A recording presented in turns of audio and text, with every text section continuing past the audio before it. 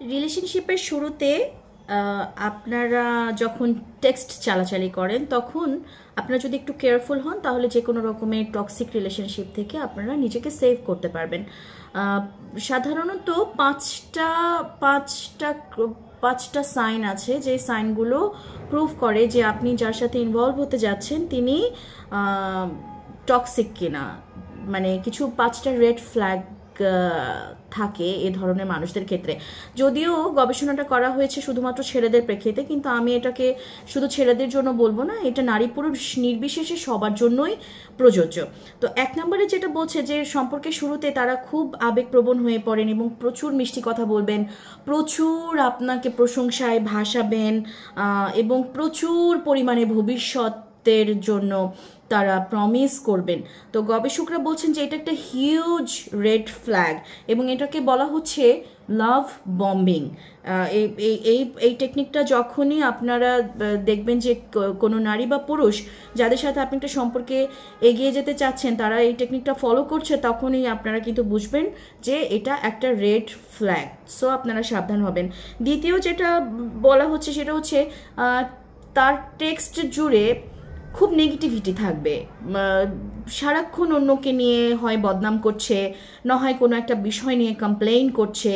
তার যেন টপিকের মধ্যে বড় অংশ জুড়েই অন্যের কথা বা কমপ্লেইন। এটা যদি আপনারা কখনো কারো ভেতরে কারো কথাবার্তার মাঝে দেখেন তাহলে ধরে নেবেন এটাও একটা রেড ফ্ল্যাগ।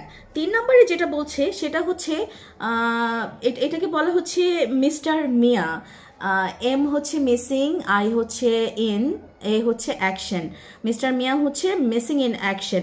এটা সাধারণত দেখা যায় যে ধরুন খুব কথা হচ্ছে তারপর হঠাৎ করে নেই, হ্যাঁ, কথা নেই, খোঁজ নেই, আপনি টেক্সটের পর টেক্সট করছেন, কোনো উত্তর নেই, এবং কিছুদিন যাওয়ার পরে যখন তার সময় এবং তার পরিস্থিতি তার অনুকূলে তখন তিনি ব্যাক করছেন, এবং তিনি যখন ব্যাক করছেন তখন সঠিক কারণটা না বলে আপনাকে একটা খুবই দুর্বল যুক্তি দিয়ে বোঝানোর চেষ্টা করছেন যে তিনি এই কতদিন কেন মিসিং ছিলেন, কেন তিনি কমিউনিকেশনটা করেননি।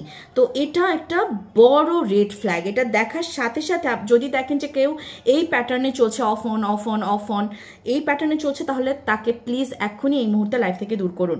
4 নম্বর হচ্ছে সুইট অ্যান্ড সাওয়ার টাইপের একটা টেক্সট প্যাটার্ন থাকবে তার। মানে এই মুহূর্তে সুইট কথা বলছে, পর মুহূর্তে তার হঠাৎ করে মুড সুইংয়ের মতো সে অন্য একটা খুব বিটার একটা টপিকে চলে যাচ্ছে।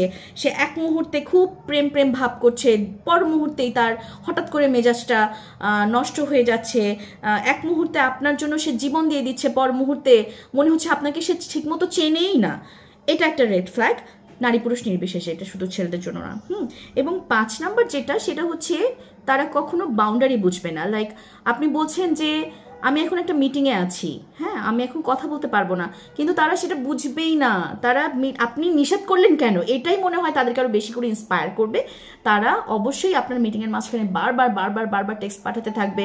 আপনি যদি বলেন আমি এখন ঘুমাবো, কেন আপনি ঘুমাবেন? আপনাকে সারা রাত জাগিয়ে রাখার জন্য সে চেষ্টা করবে।